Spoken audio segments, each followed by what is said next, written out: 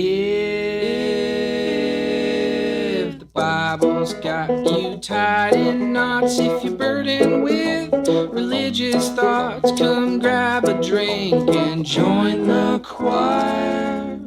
It's Heretic Happy Hour. Oh, yes, it's that time again, boys and girls, for the Heretic Happy Hour podcast. And I am so excited to welcome you to our podcast. My name is Keith Giles.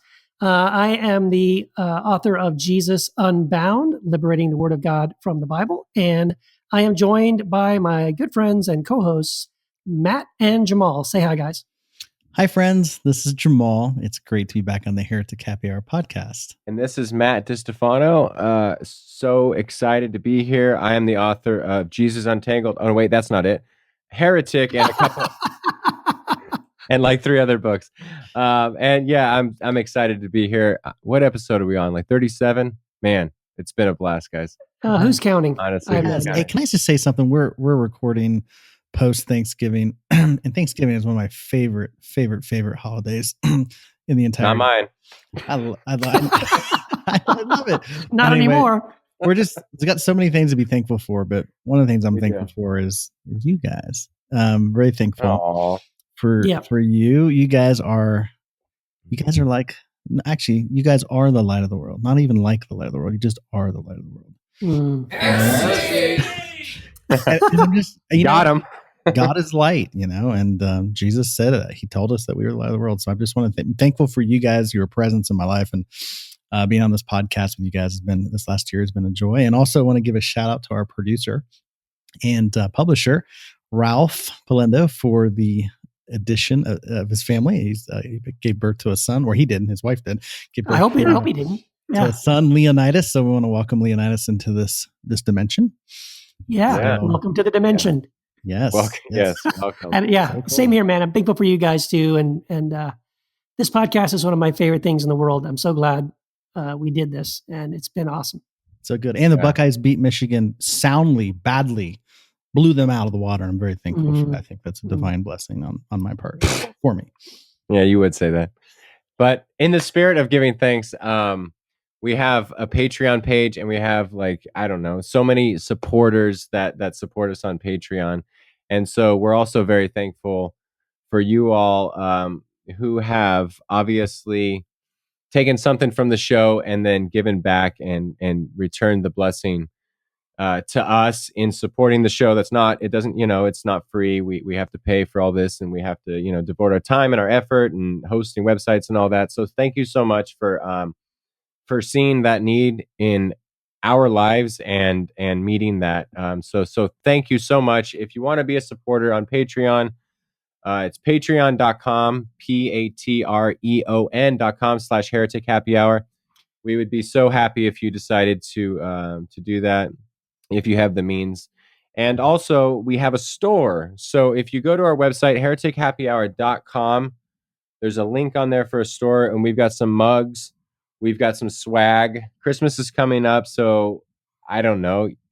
If you want to give a mug, if you've got like a fundamentalist friend who you kind of want to poke and prod, get him a sweatshirt or a t-shirt, something like that. There's some great stuff there. Yeah, there's some good stuff on there, and Ralph designed that, and some of the stuff on there is so clever. So go to that store, and also one last thing, and then we can move on.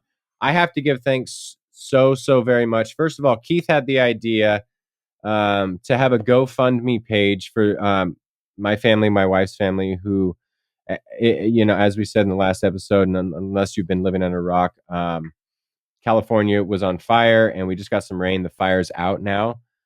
But before that happened, the town I grew up, Paradise, California, burned down, and a bunch of other people, so many people lost their homes, lost their livelihood and all that. And you guys all and gals and everyone stepped up and donated to the GoFundMe page, and we actually exceeded our goal. And so I'm just so very thankful for everyone who decided to donate to the GoFundMe page. And it's, we earned some money for people who lost their homes, and it's not going to recover everything, but it helps so very much to get people back on their feet and get basic necessities. And so I'm very thankful for everyone who decided to donate to GoFundMe. We're truly blessed and very, very thankful and humbled by everyone's generosity. Yeah. Thank you, everybody who contributed. We went way over the goal, and that was really awesome. Yeah. So, hey, guys, I think it's time actually for the Heretic of the Week. It's the Heretic of the Week. Hi, my name is William Paul Young, and I am absolutely honored to be the Heretic of the Week. Hi, Paul. Hi, guys. Well, Paul, we're so blessed to have you on here. Really excited to talk to you today. And we'll just what we ask our guests. What our first question is why you're a heretic, or why some people call you a heretic. And I want to make a disclaimer: you're not allowed to say because you wrote the Shack. You got to expand a little bit. So, why do some people call you a heretic? Well, unfortunately, the term heretic has kind of become synonymous with apostate, which it never was in the early church. In the early church, a heretic was somebody who was just mistaken. He's a heretic. But they always treated each other with a great deal of respect. We've sort of lost that. So nowadays, when somebody says you're a heretic, they kind of mean you're an apostate. That is, that you've fallen off the wagon completely. And so if I use the early church understanding, it just means that I've been mistaken. And, I'll absolutely admit to that on many, many fronts. So I'm a heretic because I make mistakes. And then, but the way people use it, especially my people, modern evangelical fundamentalists, Right. like my mom. My mom, when she tried to read the Shack, because she heard about it from her hairdresser and her doctor before she heard about it, and she didn't even want to admit that I was her son to them in case, it was heresy. And so when Papa, as a large Black African American woman, God the Father, came through the door in the book, she just shut it and called my sister and said, "Your brother is a heretic." And what she meant by that was, he's gone off the deep end. He's deluded. And so some of my people think that way about stuff that I say and write. And that definition doesn't really apply to me. I don't think it might, but I don't think it does. If you begin to live a life that actually is coherent, there's got to be something right about the journey you've been on. And I have this sense that the Holy Spirit is a redeeming genius, that the movement of our lives is toward light and truth and love. The hard part is that the dark places of our heart have to be exposed for our freedom to even begin to be a possibility. And but like the man born blind, people can tell me all they want theologically that I'm a heretic, and I'm going like, but you know what? I have no secrets. I have no addictions. Mm-hmm. I've got great relationships. I love with a capacity that I never was able to when I was growing up inside the institutional church structure. Yeah. Right. With very codified and limiting ideology and theology. And so, I'm sort of the guy born blind, and you can say all you want, but at the end of the day, I'm going like, hey, I can see stuff. And Right. And I don't maybe have your kind of theological persuasion about it, but there's a coherency to my life that's an apologetic. Right. And I'm good with that. Right. And there's an experience in your life that you're like, okay, you realize theologically, if we're honest, we're all going to get something wrong. Yeah. But what I'm experiencing here, you can't theologize away. And so it's like, how do we deal with that? And a lot of people I've found are a little bit leery of their experiences. And so they kind of want to discredit yours, but you can't ever escape them. And you're like, man, I've experienced this God that I'm trying to put into words, and it might be a little more out of the box than people are used to. Yeah. But it's not something you can turn off, because you've experienced love, you've experienced grace, you've experienced mercy, and all those things. And it's like, well, what do we do with that? And transformation. Right. A lot of us want to spar with our minds rather than ever get to know one another. And relationship sort of breaks the rules because it's part of experience. Mm. Mm-hmm. And it's like, oh my gosh, I hated this guy until I met him. And Right. Now what do I do? Right. And it's like, well, yeah, he must be faking goodness. That's the way we thought about it when we were growing up in the church. Only Jesus people could be actually good.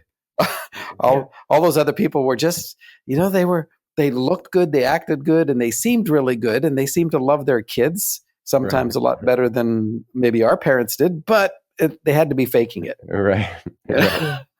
Yeah, and it seems like that's the thing about anyone who's different from us, right? We tend to do this thing, this tribalistic way of thinking, where we lump groups of people who aren't like us, who don't think like us, into these groups, and we demonize them, right? So, that's a great way to put it, because the Greek word for accuse, and it talks about how Satan is the accuser of the brethren, That word in the Greek is kategoro or kategorizomai, which means to categorize. So as soon as you put people into boxes, as soon as you make them the other, and you categorize them, you have joined the side of the accuser. And that's kind of serious. Yeah. And maybe we should stop doing that. Yeah. I don't know. Just a thought. Well, yeah. And, and it's like the cure for that, at least in my experience, has been like, somebody says like all homeless people are lazy and they lie to you and they rip you off. It's like, well, no, you can't say that if you actually know some people who are really homeless, and you can put a name and a face to, and like next time someone says that, you're like, well, wait a minute. No, they're not. They're not all like that, because I know some that are absolutely not like that. Or all gay people are, have an agenda and they want to destroy marriage and they hate the family. Like, no, they don't. You can't say that if you actually meet some people who are gay, and then you realize, well, no, they're not like that at all. So the cure seems to be, like you were saying, like getting to know people and learning to love them and find out that they're not these the horrible, evil people that we've told ourselves, or we've allowed people to tell us that they're like. Yeah. Yep. Relationships break the rules. That's a quote from Jim Henderson out of Seattle. And it's true. It's true. That you can have the guy pounding the pulpit, anti-gay, until his son comes out of the closet. Yeah. Yep. And then all of a sudden the conversation completely changes. No longer about ideology. It's about someone that I actually love. That's right. And that changes the entire landscape of the conversation. Yeah, love does change, right? So yeah, once love is in the equation, it really does change it's not just a conversation about information or a topic, some sort of topic over here we're just going to discuss academically. When it's about real people you love, all of a sudden that coming into the equation really does change things. Which maybe that's why Jesus wants us to love people. Oh, yeah, for our sake. Yeah. So I know a man who's well received, well recognized in the modern evangelical community, a friend of mine. And he said at one point, he said, here's what's so sad about this. And he grew up in the same world as I did, where we were, we had a greater relationship with eternal conscious torment, than we did with Jesus. Oh, yeah. Yep. The motivation of our life was fear, other than shame. Shame was kind of deeper than fear, but fear was number two. And he said, here's the crazy thing. He said, in my own deconstruction journey, he said, I was able to disassociate my humanity enough that I could send my own kids to hell. Yep. But he said, as soon as I had grandchildren, I couldn't do it anymore. Wow. And he said, it was grandchildren that changed my world. And I get that, because there is we have 12 grandbabies who are 11 years old and under. And the relationship you have with a grandchild is significantly different than with your own child. Your own child is still about you. You're the one that's whose reputation is affected. It's still about you. When you're a grandparent, hopefully, by the time you get to be one, your kids have beat the snot out of your self-centeredness. and amen to that. And so it's not about you anymore. It's about them. And all of a sudden, when it's about the other, it challenges the ways that you've thought when you've created the categories of us and them. And the sad thing is that we're able, like he said, to disassociate with our own children enough that we could send them to eternal conscious torment, and we just do it in our minds as a theology. But the relationship with his grandchildren is what penetrated through that kind of ideological mess. And it said, so you're now talking about these children, and your life has shifted to not be so much about yourself. We can judge others when life is about us. So good. well, this is Paul is Jamal here, and it's an honor to talk with you here on the Heretic Happy Hour podcast, and really appreciate having you on. And we actually met, and we were talking a little bit before we pushed record, but we actually have some mutual friends. But I actually met you in Dallas. You probably don't remember me. You were doing a book signing for Eve when Eve released. At the little store? Yeah, Barnes and Noble. Yeah. I remember that. I think it was Dallas or either TCU, or I can't remember. I think it was TCU. Yeah, Fort Worth. And I had a profound experience at that book signing. Really? And it had to do with Eve. I had an elderly woman, and you know how people bear in their bodies the wounds of their past, and she carries her losses with her. Mm-hmm. She couldn't really look at you, so she was looking down. Mm-hmm. But she comes up when I was signing, and she hands me this photograph, and it looks like it's from like the early 1900s. It's one of those grainy black and whites, and it's of a little girl I have it right over here. She was sitting on a stoop. She looks like a poverty-stricken little home, and just a cabin out in the woods. And she had read Eve, and she says to me with her head down as she hands me this, she says, "This little girl never comes out to meet anybody, but she really wanted to meet you." Oh my gosh. Wow. I remember that. I totally remember that. There was like a handful of us standing there, and I remember when I totally remember. Yeah. And I just oh my gosh, that is one of the greatest compliments I've ever been given in my life. That's so good. That obviously she had been so abused as a child that she had disassociated this one part of her that was still safe. And that child was never exposed to a potential of loss, especially with a man. Wow. And for her to want to come to meet me because she'd read Eve was just oh my gosh, how cool is this? That's beautiful. That's beautiful. And I remember, and actually at that same signing, I remember you said something that really challenged, just kind of took a lid off my thinking a little bit. And I wanted to see if you could expound on it a little bit, but the gist of what you were talking about was, I think it was at a previous book signing at some point, maybe it was for the Shack. This guy comes up to you and basically says, "Hey, I'm an atheist, but I just appreciate your work. I appreciated the book." And then you kind of challenged him on that. And you were like, "Well, you're telling me what you don't believe, but I'm in more." Oh yeah, no, this is a guy. Actually, I quoted Jim Henderson earlier as relationships break the rules.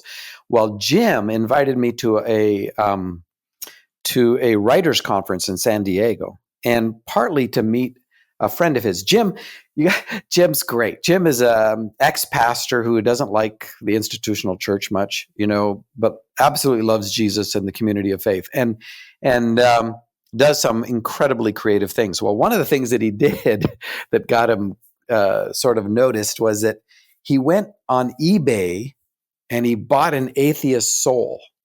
There was an atheist who was selling his soul on eBay. Oh my gosh! And it was Hemet Mehta, and Hemet had said for every $10 somebody paid for his soul, he'd spend an hour in the place of worship of their choice. So Jim bought his soul for $504. It was a recession, and wow. Atheist souls just don't go for as much as they used to. And so Hemet has a friend named Matt Casper. Well, Matt and Hemet and Jim started a conversation, and Hemet couldn't couldn't because of time constraints or whatever, couldn't do what he had said he would do, but Matt said he would do it. So Matt and Jim went around the country to churches, all kinds, high-low church, Pentecostal, very very structured churches, very conservative churches. They went everywhere, and they wrote a book together called Jim and Casper Go to Church. Oh, yeah. And Yeah. so it's from, yeah.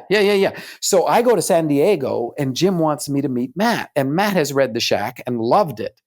So Matt comes up to me, and he says, the first thing he says is, well, Paul, you know that I'm an unbeliever, right? And I said, no, you're not. He goes, yeah, I am. I said, no, you're not. He goes, I am so, like I offended him. And I said, no. I said, belief is an activity, not a category.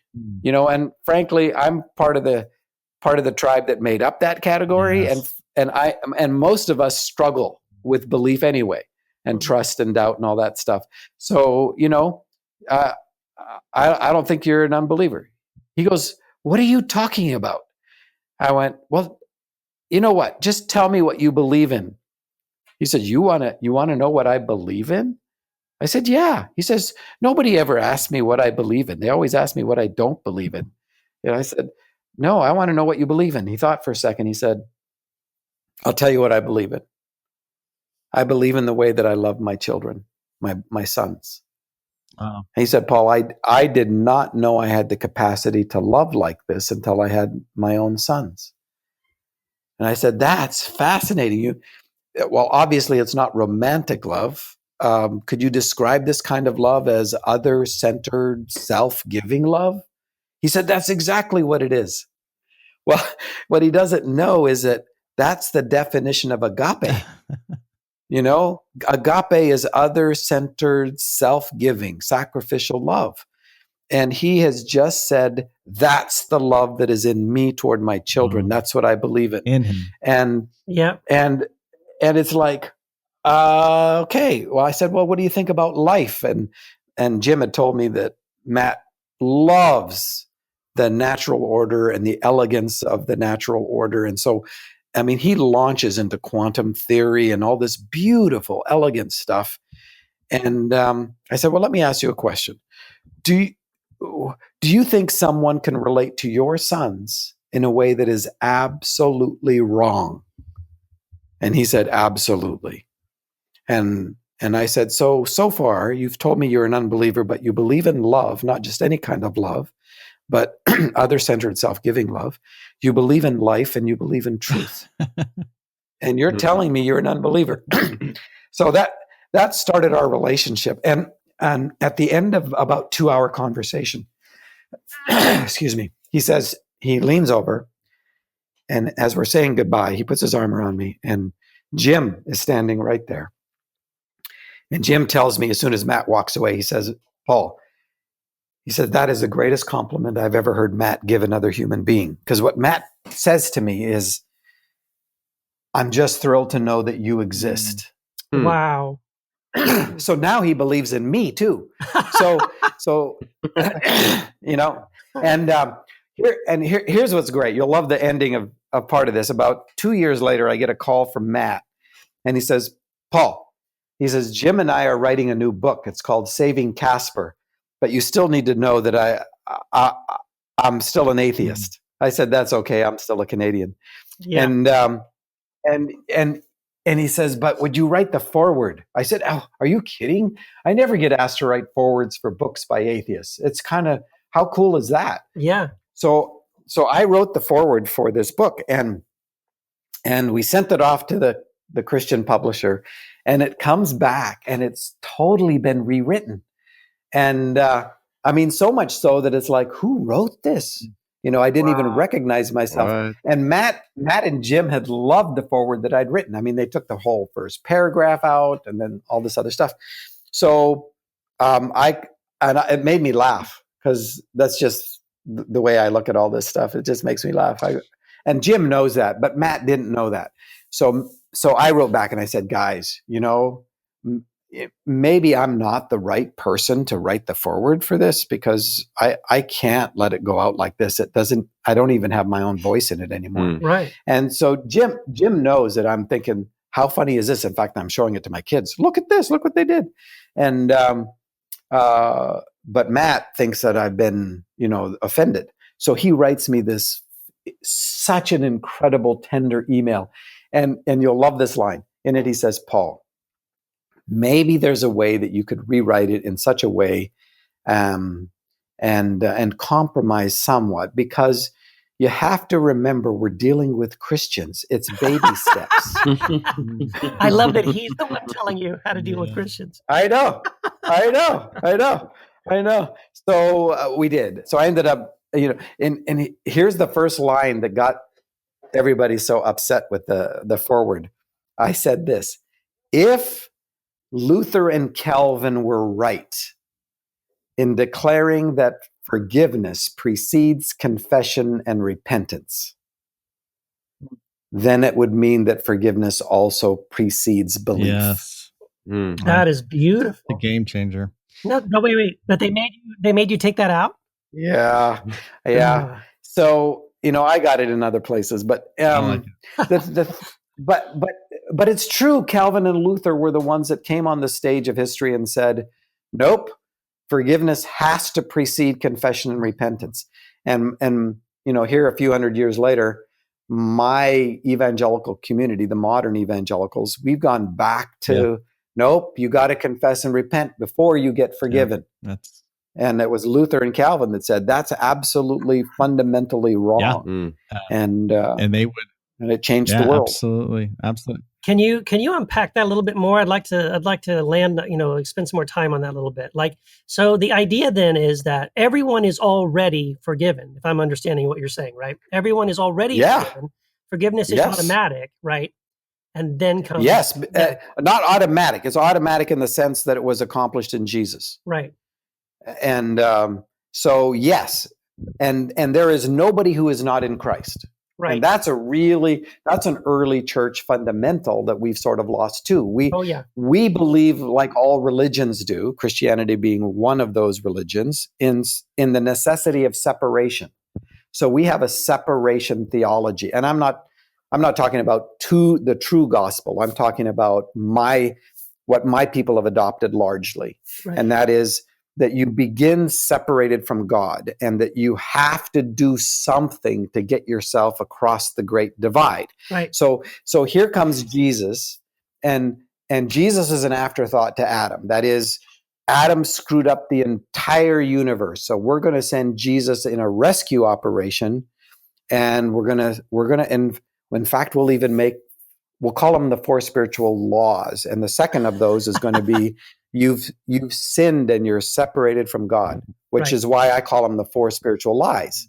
Right. Yep. And my friend theologian Baxter Kruger calls them the 4 spiritual flaws. And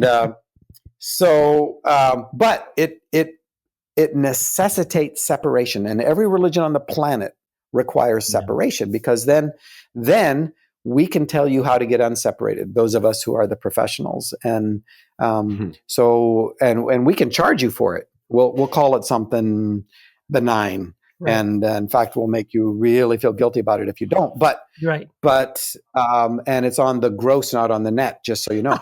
And so we can charge you for it and help you get across the great divide. But here's the point: you have to save yourself. Jesus comes and he just creates the potential for your salvation. He doesn't actually accomplish it. So he does it if conditional. If you make the choice, pray the sinner's prayer, even though it's not in the Bible or anything like it, and Jesus never uses it. Right. It's now become the magic phrase of transportation. You get to transportate yourself across the great divide by doing something. So really, Jesus only accomplished the potential, and you have to actualize it. So ultimately, you have to save yourself. And this is what Calvin and Luther were so opposed to. They're going like, you think you have the capacity to actually confess or change? without forgiveness being an absolutely affected reality. That is, in Christ, you have been forgiven. And this is, I was in Germany last fall, and I saw Luther's translation into English of the verse in Corinthians. For God was in Christ and reconciled, past tense, completed action, which effect continues forward, and reconciled the world, the cosmos, to himself, not counting their sins against him. That's beautiful. It is. Right? Forgiveness precedes confession and repentance. And part of what we've done is that we've said, well, here's the gospel. The gospel is that you can receive Jesus into your life. That's how we've preached it. And we've said, so we need to have the altar call where you have the opportunity. And if you don't get the opportunity and you die, you're on the other side of the divide. So even though Adam was powerful enough to affect the entire creation and all of humanity, Jesus is just not that powerful. Sorry. Right. And that's the argument of Romans 5. And so rather than the gospel, this is the way the early church preached it, the gospel is not that you can receive Jesus into your life. The gospel is that Jesus has received you into his life, into his anointing in the Holy Spirit, into his relationship with the Father. Yep. So this is about the fact that salvation has been accomplished in him, and now you in him get to work it out. So you'll never meet a person who's not in Christ, because all of creation is in Christ. All of creation is created in Christ. Not anything that has come into being has come into being apart or separated from him. Yeah. Right. And so this is the deal. There is no great divide. There is no separation. There is the delusion in our mind. We've turned our face away from love, from goodness, from kindness, from grace. And we cast a shadow by turning our backs to light. And our own shadows have now is the basis on which we define everything, including the character of God. And that's why we become accusers. Wow. And the call of the gospel is to return. Just turn around, face the truth, come to know the truth of who you are, so that the way of who you are can match. And I think that's profound. And I think that's one of the reasons, just that conversation that you were having in Fort Worth about the distinction between like the atheist who came and said, hey, this is what I'm not a believer or whatever. And then like you kind of blew apart that distinction, saying, no, actually we're the ones. And when I say we, I mean Christians by and large create these and all religion creates these us and them categories, this idea of some people are atheists, some people are not atheists. But I love what you talk about in the shack, like, and this is or specifically like the Jesus character in the shack basically makes this claim, hey, look, I'm not exactly a Christian. And I love that. He never was. It wasn't like he, after the ascension, he's in heaven going like, oh, if I'd have just waited 50 years, I could have become a Christian. Right. I think it's interesting, like Jesus, the very idea, like I love how Jesus, his claim, if he was the title he used almost exclusively for himself was child of mankind, son of man.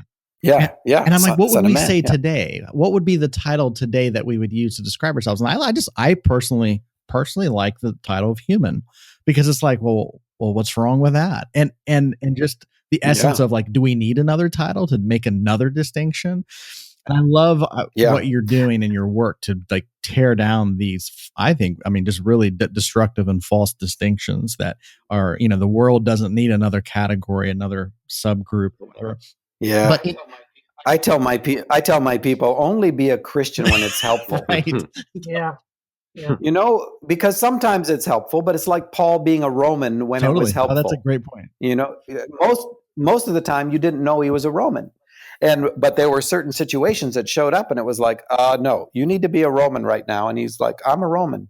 And so it's like, why do we need a religious certification to justify our existence as an opposing force? And no, we don't. Be a Christian only when it's helpful, which means most of the time it's not helpful. So if people say, are you a Christian? I go like, Well, tell me what you think one is, and I'll tell you if I'm one of those, because I don't mind being one. You know, I grew up within the Christian religion, but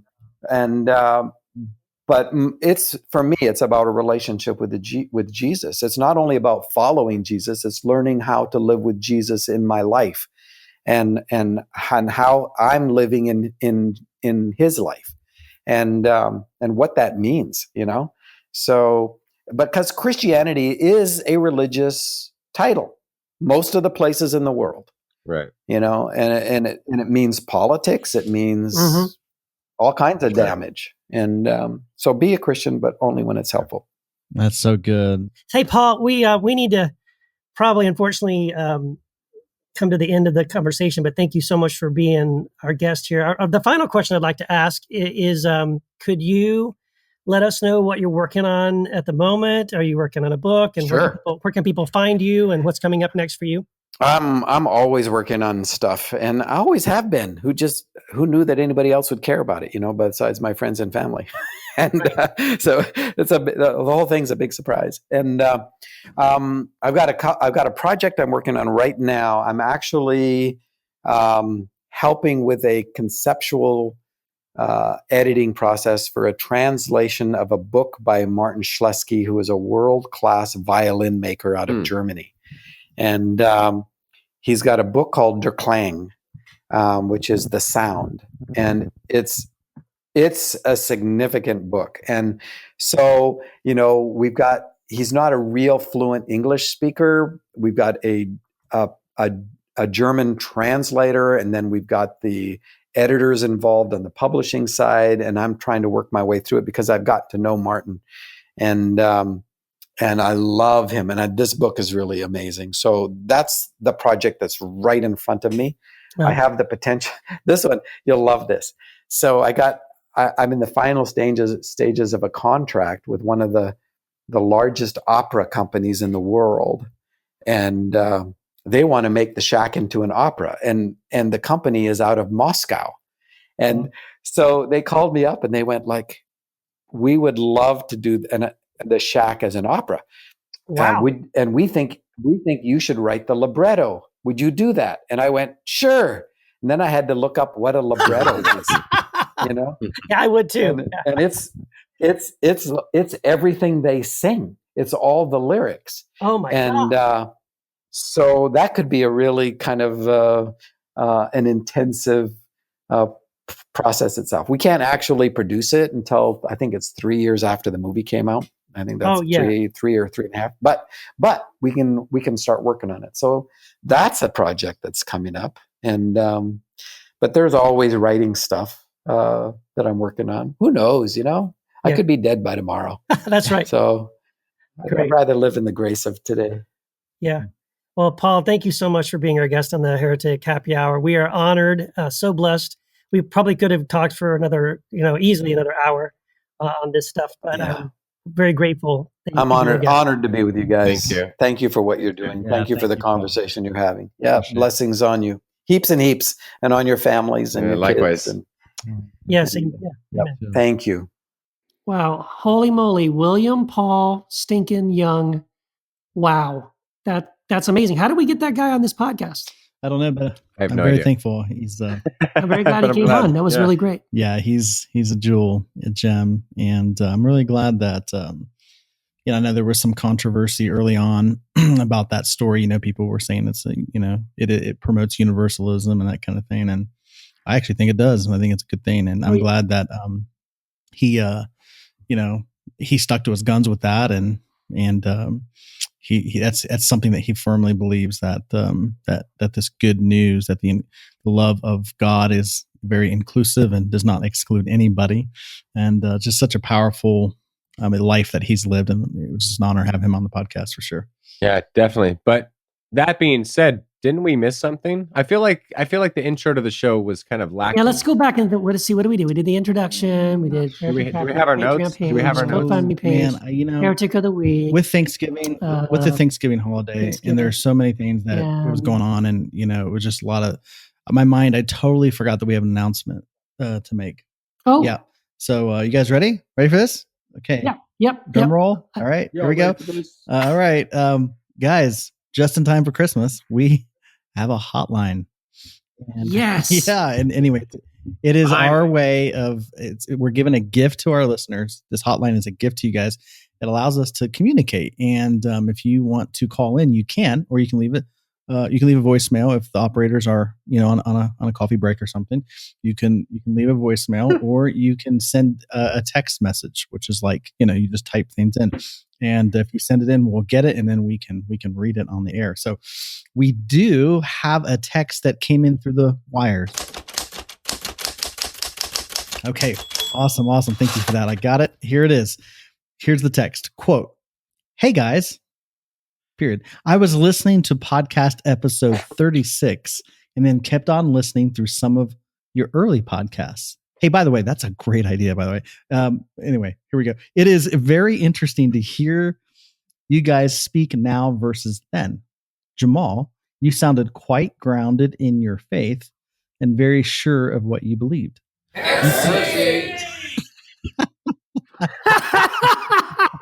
That's unbelievable. Well played. All right. You seem to know why you believe what you do. That's not to say anything negative about Keith or Matthew. It just seems I can see a bigger difference in their progression over the past year, and I think that is awesome. I'm not trying to be too assuming here. It is almost like they had to hash out some of their beliefs, and I really appreciate them doing that on air, so to speak. I love the vulnerability. I would love to hear all three of you discuss how you have progressed since the podcast started. Did talking it out help in that journey? Have there been noticeable theological shifts? That's a great question. I got to say that not to diminish any of the texts we've gotten, but that is one of my favorite texts. Yeah, I think that's a good really one. Cool. Yeah. Thank you. My favorite part is when he says to Jamal, "You seem to know why you believe what you do," and I think, well, at least Jamal knows why. I'm not. At least Jamal knows. I don't know if anyone else does. Well, it's funny that I kind of appreciate that he noticed. Look, to me, it's a good thing. I mean, I take it as a compliment that I'm somebody who's willing to change, my beliefs and to continue thinking and processing. You know what I mean? Like, I don't ever want to be somebody where the cement is dry and I'm unwilling to entertain new ideas or things like that. So, hey, thanks for noticing that. And hopefully, if you listen a year from now, I hope you continue to hear that we're continuing to process. And to me, that's just part of that growing and transformation process and deconstruction, whatever you want to call it, or reconstruction or whatever. But I think it's necessary. Yeah. Have you? I guess the question was, have there been noticeable theological shifts? I mean, and I think, I don't know. I think it's really interesting that the listener, was picking up on that. I can just speak for myself. I think, this idea. I know I used to be so. I mean, obviously, in my evangelical days, I used to like really believe something because this is what. Maybe I read systematic theology and this is what the reform position is or whatever. And this is the doctrine and that's a different kind of, I think, certainty than maybe, I don't know, where I feel like I come from these days. It's not really based upon a doctrine or a set of, it's not because I'm following this train of thought, but I do feel a sense of certainty in the sense of just an internal knowing of things, so I don't know. I think what I find growing the shift theologically, I feel like I was probably on this trajectory, but the more we have these conversations and, with certain people, and we've had some really cool guests. I mean, I think back to Richard Rohr, I think back to Carlton Pearson. Oh yeah. And just in a few others that just have really I don't know, they just really encouraged me to be able to just talk to them and have interview them and have conversation with them on the podcast. So for me, I feel more solidified in the divinity of humanity. I feel more solidified in the goodness of humanity, the inclusion of a humanity more than I ever have. And that to me is not something I'm unsure about. I mean, I feel very sure about that, but not because of a doctrine or because of a Bible verse, just because of just the reality. I just sense that, that's where I'm at.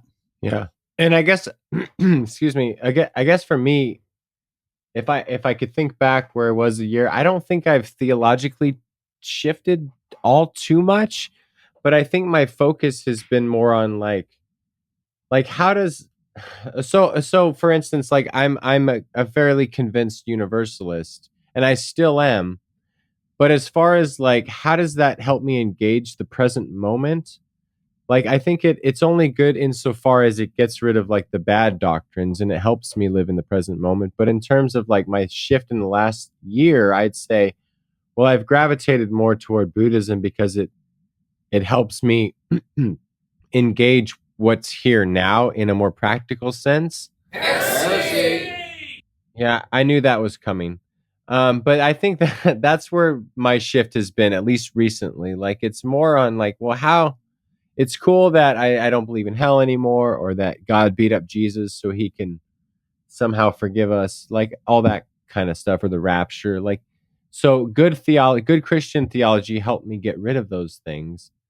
But I don't know if it's helped me necessarily live. Okay, so what do I do now in the moment? So I think that's where I've sort of shifted. Like, what things can I focus on in my life that helps me engage now? And so that's where my shift's been.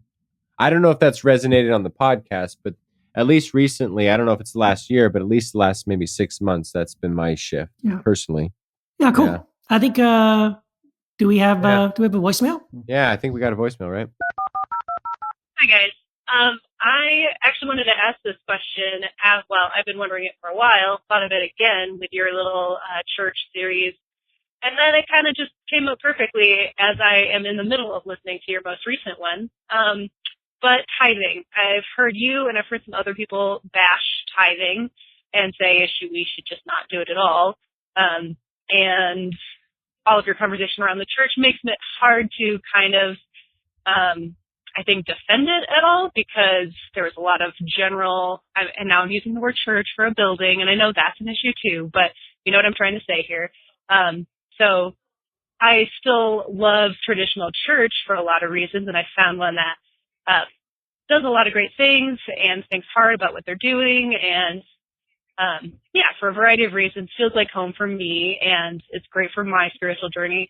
And I'm kind of trying to decide if, or in what capacity, do I contribute to that? So then you were talking about Patreon and giving to you guys on Patreon, and I am struggling to figure out what the difference would be, because part of why I love this church is what it's doing for my spirituality, what it is doing for the community, how it is helping people grow, all of these types of things. And that feels like kind of a lot of the same stuff that you guys are saying that you do and why we should give to you. So for one, I would love to hear your reasoning why tithing is bad. I don't necessarily disagree, but I also hear some good arguments for it. But then tell me what the difference is between tithing to a church and giving to you on Patreon, because those feel pretty similar to me in a lot of ways. So thanks. That's it. Appreciate all you guys do, and can't wait to hear about it. Thanks. Wow. Well, that was great. Well, that kind of leads us straight into our topic for this entire podcast. So I think we should just jump in. And we didn't plan that. But it fits perfectly, you know? Yeah, it's really because we had planned to do this topic a couple of weeks ago, and then look at this. We have a perfect setup. Whoever you are. Yeah, I call that synchronicity. Yeah. Just so did Sting. I think Sting called it that too. Anyway, so yeah, thank you, caller, for that great question. And I'll give a little bit, if I can, of my initial reaction, and then you guys jump in too. But so the topic. So should Christians tithe? And I would say no for a couple of reasons. One is that tithing. First of all, her question, I think, confuses giving or an offering with what is literally a tithe. And usually when I grew up in churches anyway, and even when I was on staff at church, sermons around tithing typically went to the Old Testament, pulled a bunch of scriptures from Malachi and, a bunch of scriptures maybe from, Old Testament scriptures where God commanded that the Israelites give a tenth. And that's what a tithe means. It literally means a tenth of what they had, of their livelihood. But understand that the tithe was for, first of all, it was a command God gave to the nation of Israel and not to everybody in the world. And two, it was for some very specific reasons. So one reason is that there were 12 tribes, but one of those tribes was a priestly tribe and didn't do any work. In other words, didn't plow the ground or raise livestock or things like that. The other tribes did, and I believe all the tribes except for the tribe of the Levites, the priestly tribe, were actually given land. And so, since this one tribe didn't have the livelihood and didn't have the land, all the other tribes were to give a tenth of what they had to be a blessing to the priestly tribe. Later on, when the temple was built, those tithes were brought again to provide for the upkeep of the temple and mainly to provide for this priestly tribe. So understand that was an old covenant temple system, which doesn't exist anymore. There is no more temple. The temple in Jerusalem is gone. There is no more Old Testament priesthood. They're gone. Even in the Jewish faith, there are no priests, and there's no daily sacrifice going on either. In fact, Jesus fulfilled all three of those pictures. Jesus himself is the Lamb of God that takes away the sins of the world. Jesus himself is our high priest, and Jesus, in the temple of his body, offered himself as the sacrifice. Right? These are all the pictures we have. So that old covenant system is fulfilled in Christ, and now, according to the New Testament, who's the new priesthood now? Well, everyone who's in Christ. It's called the priesthood of all believers. So everyone is a member of the priesthood. Who's the temple now? Where's the temple now? Well, the temple isn't a building in Jerusalem. We are the temple. The people are the temple of God. We're the temple of the Holy Spirit now. We are where God lives, by his Spirit, and where he dwells. And so we're the priest. We're the temple, and Jesus even says we're the daily sacrifice, right? We daily offer ourselves as living sacrifices to God, as Paul says in Romans. So, bottom line, tithing was an old covenant, Old Testament temple system, which is now obsolete according to Hebrews 8:13. And by the way, historically, a lot of Christians don't know this, but did you know that the New Testament Christian church did not officially institute a tithe until 777 AD under Charlemagne? So think about that. For over 700 years, no Christian ever tithed.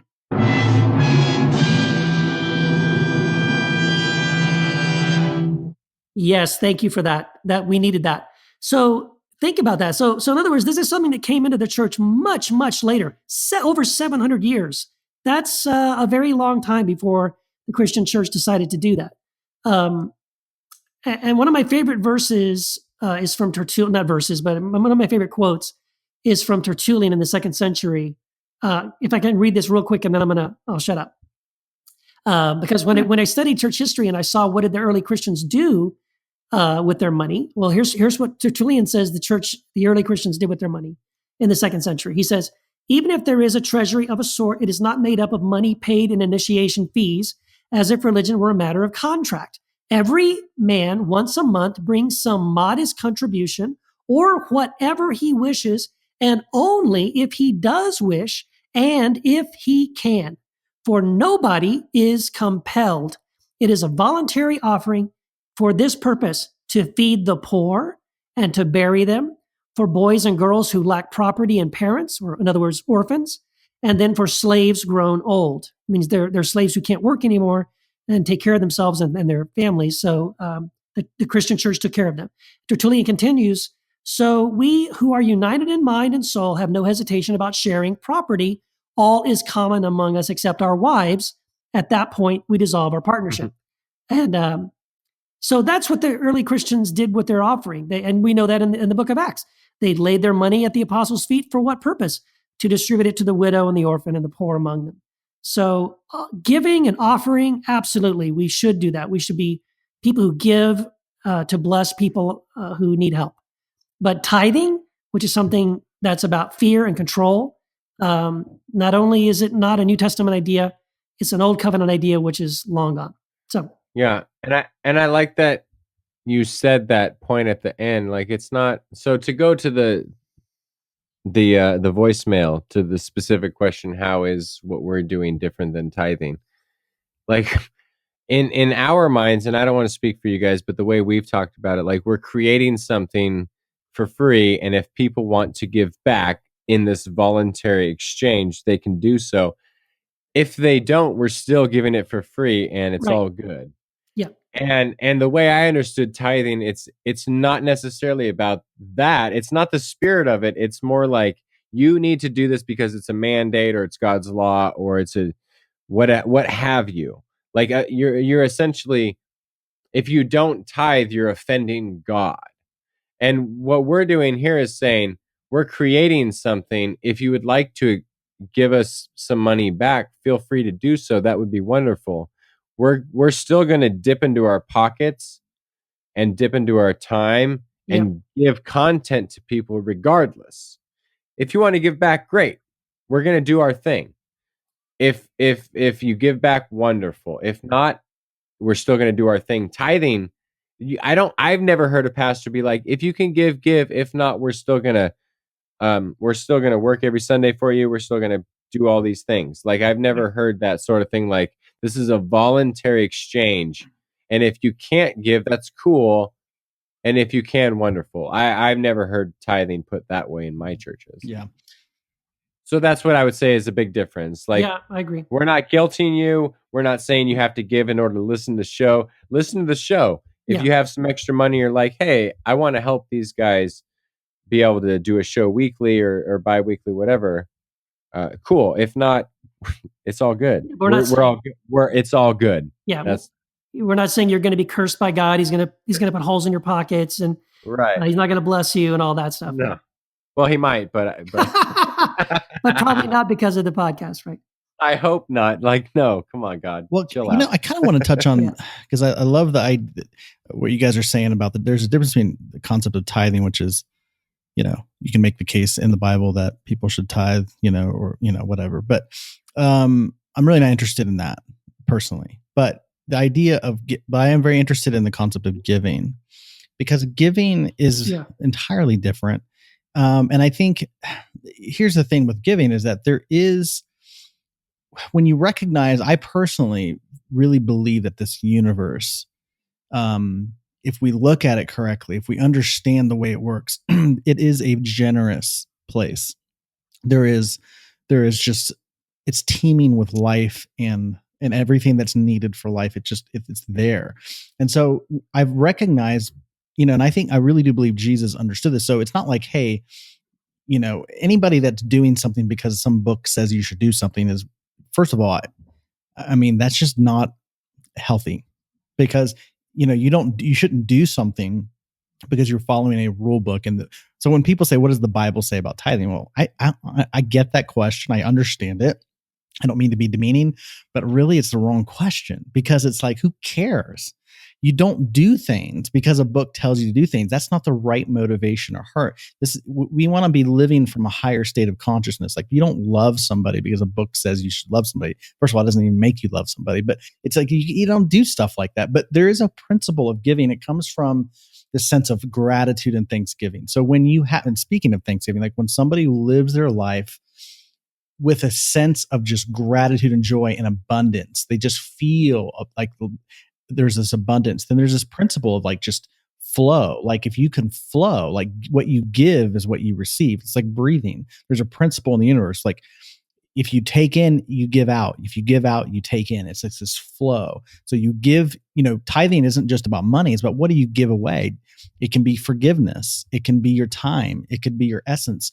So I've just made it a rule that I want to live my life in flow with the universe and not against it. So since the universe is abundant and not lacking, then I want to live my life in such a way that it flows with the universe. So I give out grace, because grace is the essence of the universe. Forgiveness is the essence of the universe. So it's just like, so Jesus understood this principle, and that's why he said, give and it will be given back to you. This is actually in the Bible. Give and it will be given back to you, pressed down, shaken together, running over. I mean, I get it. The prosperity preachers have kind of ruined that, but it is true. Jesus did say that. And I have learned this principle in my own life that, man, if you just let things go, because there's an abundance, there's just flow. So the more forgiveness you give out, the more you feel forgiven, the more you understand your own benevolent nature, your own good nature, the more you extend that to other people, the more you receive that back from other people, all these kinds of things. So it's just like flow, let it go. So I encourage people, you should give to Patreon for sure. Let it go for your own sake. Like whatever you find to be beneficial, let that flow go. If you've received or something, give it back. Give, receive, let that flow happen. It's not transactional. I mean, unless you perceive it that way, it could be. It's all about perception though, but let it go. I've learned the principle I have is in any situation, I want to walk away and say, what have I given? So if I have an interaction, even if it's at a grocery store, if it's whatever, it's like, okay, I want to give. Is there something I can give to this interaction, to this person, to the situation? And if you're thinking that way, the most people that I know the most generous people I know are also the people that seem like, if you look at their life, they seem to be the most quote unquote blessed people. But I think there's just a principle, like the more you give, the more it flows back into you. That can sound like prosperity theology, whatever name you want to put on it. But I actually believe that this is a prosperous universe. I don't think there's any lack in it. The breakdown is in the perception. Yeah. And I also want to go back to this whole thing too, because as we're talking about tithing and we're talking about these Old Testament, verses and all that stuff.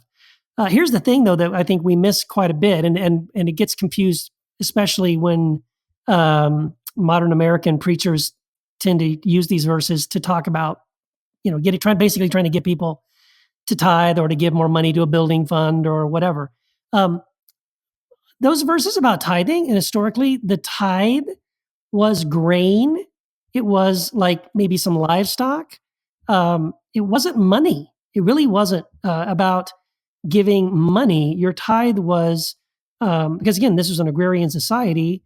And so the things that were given were it wasn't money. So I think we've made it all about money.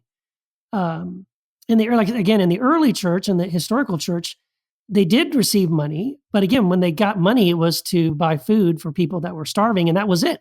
There's a lot of great verses that get used quite a bit. Like quite often I hear pastors quote like from 1 Corinthians 9, where Paul says, Paul quotes the thing about how, that if the ox is treading the grain, doesn't he get to eat, from the grain as he's, don't muzzle the ox kind of idea, right? And they'll quote those verses in 1 Corinthians 9 to say, see, Paul was all in favor of, they'll say pastors, but of course what Paul's talking about is apostles, which were traveling missionary evangelists who were planting churches basically in different places. They're not a guy that stayed in the same place and just, cared for and taught people in the same place, in the same sort of town or village. Because what Paul's talking about when he's in those verses, he's talking about, again, people who have left their home, are traveling with only what they have in their hands, hundreds of miles. It takes them weeks or months to travel, sometimes years to travel, for the purpose of preaching the gospel, establishing churches in different towns, at the risk of imprisonment and beatings and all kinds of stuff that went on during those times. And when Paul says that, the kind of support he's talking about is, again, a place to sleep for the night, or maybe a basket of bread and some fish to get him to the next town. That's what support was. It wasn't $50,000 salary a year and a 401k and a benefits package and all that stuff, which is what we've turned it into. But I want to go back to 1 Corinthians 9 because I find that if you keep reading what Paul says in that passage, even though he does seem to make a case at the beginning that he's in favor of pastoral salaries or whatever you want to call that, about basically people being paid to do the ministry of the gospel. A lot of times people never quote, your pastor will never quote this part where Paul says, 1 Corinthians 9, starting in verse 12 and go through 18, Paul says, I would rather die than to get paid. He says, what is my reward? Just this, that in preaching the gospel, I may offer it free of charge and so not make use of my rights in preaching it. So yes, at the beginning, he says, don't I have the right to do this? And he says, well, of course, why not? But then he says, personally, and this is a very strong statement, Paul says, I would rather die than to have someone remove this opportunity from me to say that I would offer the gospel free of charge. In 2 Corinthians 11, he says that he also says something pretty strong too. He says, writing again to the church in Corinth, he says, was it a sin for me to lower myself in order to elevate you by preaching the gospel of God to you free of charge? And then he says, I robbed other churches by receiving support from them so as to serve you. So, okay, hang on a minute. Paul just equated receiving support from other churches as robbing them. Again, Paul's opinion about this isn't as clear cut or as positive as I think a lot of pastors want to make it. What Paul seems to talk about a lot is that he worked with his hands. He provided for himself. He didn't want to be a burden on anyone else. In this one case here, he says he did receive support from other churches while he was in Corinth, but he said I felt like I was robbing them when I did that. That he would rather not be a burden on anyone. And we know that Paul was a tent maker, right? Paul had a job and he supported himself financially as much as he could.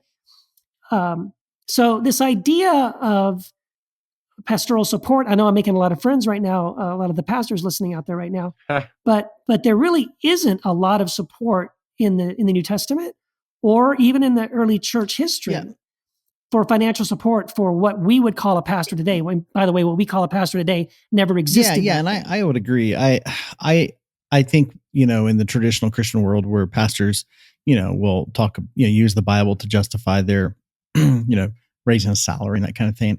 I think it would just be easier, more honest, because history does not, as you've well stated in this podcast, history does not support that. The early church did not, Paul did not, institute that.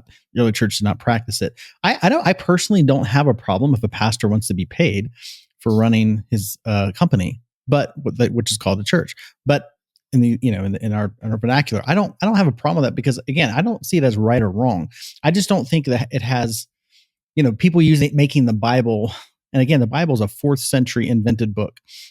It was not in existence prior to the 4th century. It's a compilation of writings. Again, idea of this Bible is like, this is a selected compilation by a select group of people. So using this book to like paint how we should live. And I don't even care what Paul thinks about it.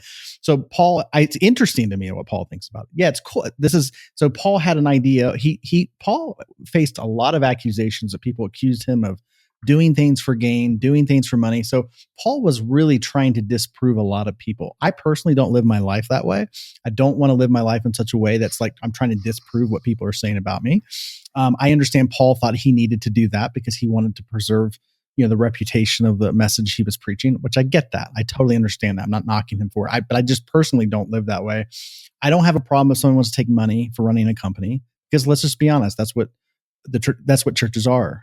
They're companies, and they become they didn't start off being companies, but they become businesses today. Totally, especially in the Western context in America. So I get it, and again, I don't have a problem with it if people are okay with that.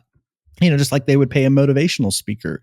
They'd go to that's basically what the modern pastor is, and they go and they give speeches every week. And I know they would say they do much more than that. And yeah, it is. It's hard to be CEO. I get it.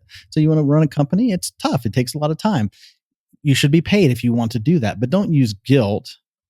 Don't use this book called the Bible to make your case for you, because it's just not honest. Just to say, hey, look, I'm running a company, and just like any other, actually, I come from years ago, I was a part of a mega church in which they had a deacon board that would approve the pastor's salary. And that's exactly what they did. They looked at comparable companies that had an annual budget around the same that this church did. And they looked at corporations and said, okay, the CEOs of these corporations, this is what they make. And they used that chart to determine what the pastor's salary was. And they were very open about it. That's honest.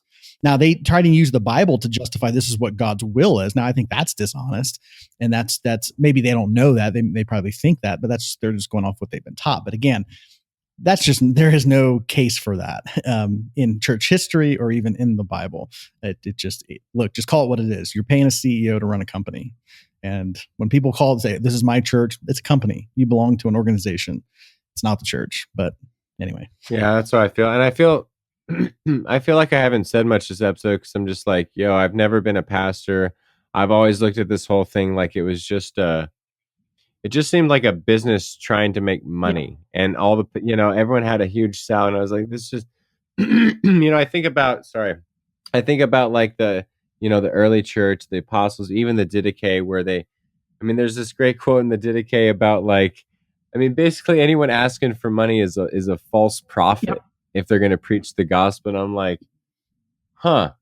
Like we've gotten so far removed from that now we can go on Forbes and like we can check the like highest paid pastors, and it's just like it just seems so far removed from the early church. And I'm with you. I've gotten to the place, and I'll just be vulnerable for a second, Jamal. I've gotten to the place where I'm like, I don't care what the Bible says about tithing.